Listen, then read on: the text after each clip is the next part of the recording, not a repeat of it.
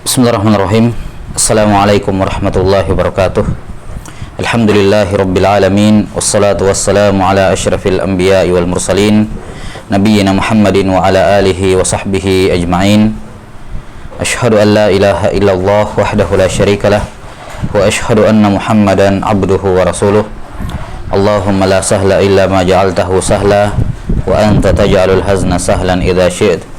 Allahumma faqihna fi dinik wa'allimna ma yanfa'una warzuqna al-ikhlasa fil qawli wal amal wazidna ilman ya arhamar rahimin. Sudah disebutkan kemarin pada pertemuan sebelumnya oleh Al-Hafidz Ibnu Hajar rahimahullahu taala pembahasan mengenai hadits sahih li dzatihi, kemudian beliau juga sudah menyebutkan sahih li ghairihi, juga sudah disebutkan mengenai hasan li dzatihi dan juga diisyaratkan tentang hasan li ghairihi, di mana sudah kita sebutkan bahwasanya hasan li ghairihi, ya hasan li ghairihi ini asalnya adalah hadis yang dhaif, namun dhaifnya yang jabir, dhaifnya bisa dikuatkan, ataupun dhaif fi syawahid wal mutaba'at, atau dhaifun yu'tabar bihi. Ini semua bisa naik ke derajat hasan li ghairihi ketika ada pendukung dari jalan yang lain. Karena itulah asal hadits hasan li ghairihi adalah dhaif. Sebagaimana sudah kita janjikan sebelumnya atau bahas sebelumnya, bahwa hadis ad-dhaif ini terbagi menjadi dua. Yaitu dhaif yang jabir, yang masih bisa menerima penguat dari jalan yang lain, dan ada dhaif yang la yang jabir, dhaif yang tidak bisa menguat walaupun banyak pendukung dari jalan yang lain, seperti hadis masalan man hafidha min ummati arba'ina hadisan min amri diniha. Dikatakan oleh Imam Nawawi rahimahullah, ini hadis datang dalam banyak jalan namun tidak ada atau tidak bisa naik ke derajat hasan.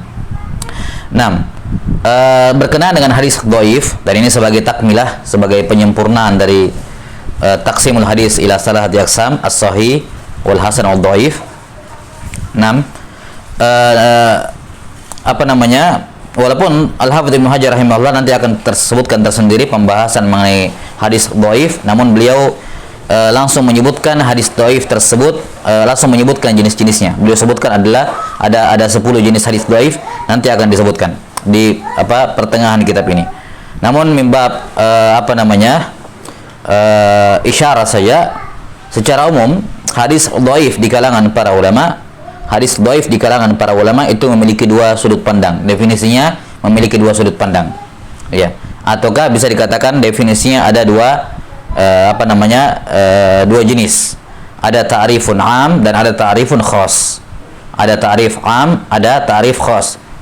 Ya, ada definisi hadis dhaif yang bersifat umum, dan ada definisi hadis dhaif yang bersifat khusus.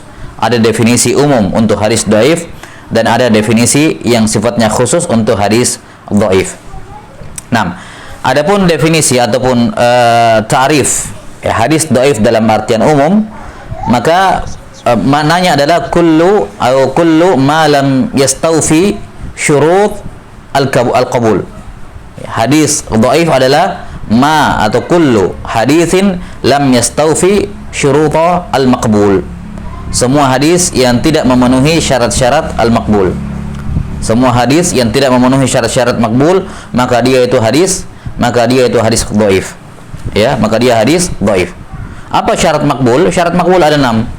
Syarat hadis makbul itu ada 6. Yang pertama ittisalus sanad, ini sudah berlalu. Semuanya kita bahas ya, 6-6-nya. Ittisalus sanad. Kemudian apa? Adalatur ruwat. Kemudian yang ketiga dhabtur ruwat.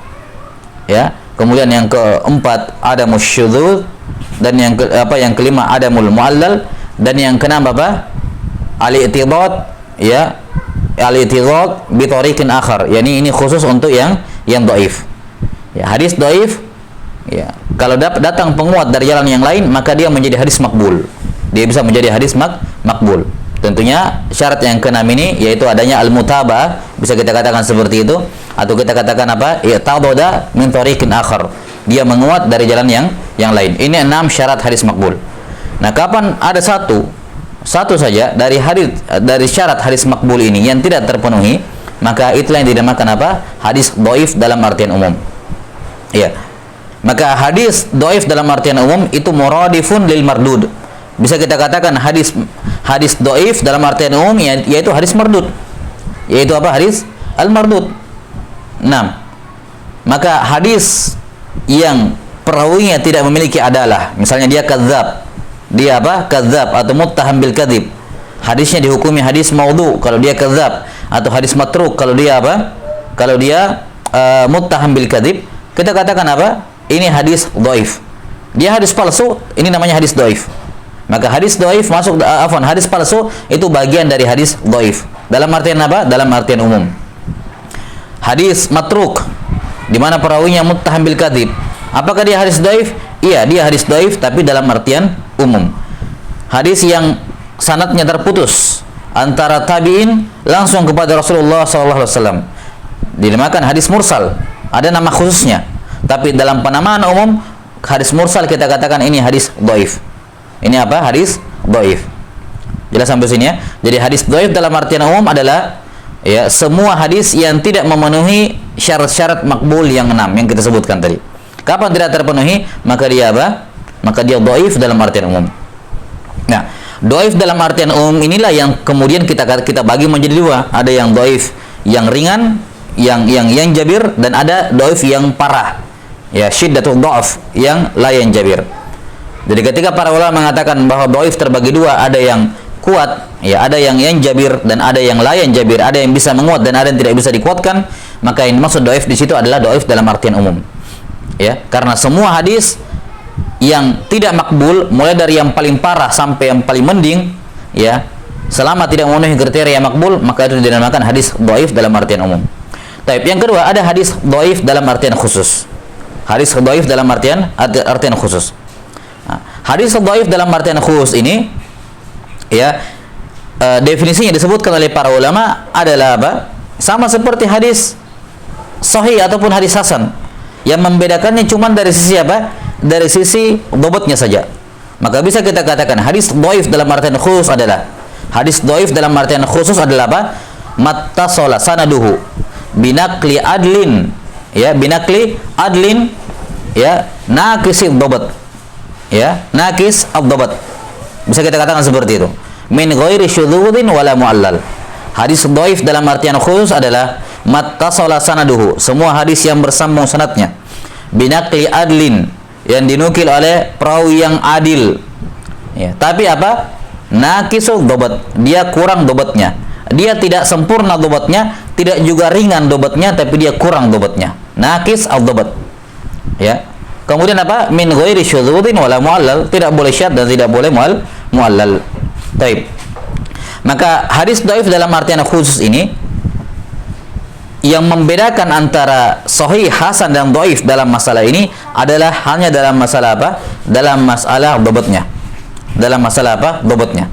Bahwa kalau masalah ittisalus sanad, maka hadis sahih, hadis hasan, hadis dhaif dalam artian khusus. Sekarang kita berbicara dhaif dalam artian khusus. Hadis sahih, hadis hasan, hadis dhaif itu harus muttasil semua sanadnya. Tidak boleh ada yang terputus. Sahih, hasan dan dhaif dalam artian khusus itu harus muttasil semua sanadnya. Apalagi adalah hadis sahih, hadis hasan, hadis dhaif, semua perawinya harus adil. Tidak boleh ada yang tidak adil. Jelas ya? Tidak boleh syadz. Iya, hadis sahih tidak boleh syadz, hasan juga tidak boleh syadz, hadis dhaif juga tidak boleh syadz. Tidak boleh ada illat tersembunyi yang merusak cacat hadis di dalamnya. Sahih demikian, hasan juga tidak boleh ada di situ, dan dhaif juga tidak boleh ada illat di dalamnya. Satu-satunya perbedaan antara sahih, hasan dan dhaif dalam artian khusus hanyalah dalam masalah dhabt perawi. Hanyalah dalam masalah apa? Dhabt perawi. Hadis sahih dhabt perawinya tam, hadis hasan dhabt perawinya apa? Khafif, ya. Dan untuk hadis dhaif dalam artian khusus dhabt perawinya apa? Dhabt perawinya itu naqis, kurang. Nah, kita katakan untuk misalnya lafaz-lafaz yang menunjukkan hal itu, misalnya untuk rawi apa, untuk hadis sahih, ketika dia tamu dhabt, tentunya dengan terpenuhi semua syarat-syarat yang lain, kita katakan perawinya apa? Thiqah. Perawinya thiqah. Kemudian apa namanya, perawinya khafif dobatnya itu agak kurang, kita katakan ini fulan saduqul hadis atau dikatakan hasanul hadis. Nah, ketika rawi tersebut jelek ataupun buruk dobatnya, kita katakan dia sayyiul hifzi, ya, sayyiul hifzi, ya, atau misalnya dikatakan apa, fulan dhaif, fulan apa, dhaif. Maka ibarat para ulama dalam buku-buku jarh wa ta'dil ketika mengatakan si fulan dhaif, yakni dhaif apanya? Dhaif dobatnya, bukan dhaif yang lain, bukan dhaif adalahnya, bukan dhaif ininya, ya, tapi dhaif apanya? Dhaif dobatnya. Itu yang diinginkan di situ. Maka ini hal yang harus dibedakan antara dhaif dalam artian umum dengan dhaif dalam artian khusus. Maka kita bisa sebutkan atau kita bisa katakan bahwa hadis dhaif dalam artian khusus ini adalah nama tersendiri untuk jenis hadis-hadis yang mardud. Ya, jenis hadis-hadis yang apa? Yang mardud. 6. Jenis hadis-hadis yang mardud. Ya. Maka hadis dhaif dalam artian khusus itu berbeda dengan hadis maudhu. Kalau ada hadis di dalam sanadnya seorang perawi kadzab, maka dia dikatakan hadis maudhu dan tidak dikatakan hadis dhaif. Ya, ini hadis maudhu, bukan hadis dhaif. Jelas ya? Karena hadis dhaif, yakni dalam artian khusus untuk penamaan untuk jenis hadis tertentu, dhaif itu untuk rawi yang jelek hafalannya, bukan untuk rawi yang pendusta. Adapun rawi yang pendusta, nama istilah khususnya adalah apa? Maudhu, bukan dhaif. Ya, ketika ada hadis seorang tabi langsung meriwayatkan dari Rasulullah SAW, apa nama ta'rif atau apa namanya nama khusus untuk itu? Dikatakan itu hadis mursal, bukan hadis dhaif. Karena dhaif secara khusus maknanya adalah apa? Ketika ada perawi yang jelek dobatnya di dalam hadis tersebut. Jelas sampai sini? Nah, ini hadis dhaif yang dhaif gara-gara dobatnya ini nanti kan terbagi dua juga. Ada yang kalau apa namanya, persentase kesalahannya cuma 5545 misalnya, 5545, maka dia bisa dhaif yang ringan. Dikatakan dalam buku-buku jarh wa ta'dil fulan sayyiul hifzi atau dikatakan fulan dhaif. Tapi kalau jelek sekali hafalannya, betul-betul jelek hafalannya, yakni agamanya bagus, sanadnya bersambung, tidak syad, tidak adil, tidak muallal, cuman hafalannya betul-betul buruk, maka dikatakan dia dhaifun jiddan. Dhaifun apa? Dhaifun jiddan atau wahin bimarrah masalan, atau wahin, sangat lemah hafalannya. Ya, sangat lemah apa? Hafalannya. Nah, maka ini harus dibedakan antara dhaif dalam artian umum dan dhaif dalam artian khusus. Kalau kita berbicara mengenai dhaif dalam artian umum, maka semua hadis yang tidak makbul itu adalah dhaif. Hadis maudhu itu dhaif, hadis munkar itu dhaif, hadis matruk itu dhaif, hadis mudallas itu dhaif, hadis mursal itu dhaif, mudallas itu dhaif. Hadis muallal, hadis syadz, hadis munkar, semuanya hadis dhaif. Dalam artian apa?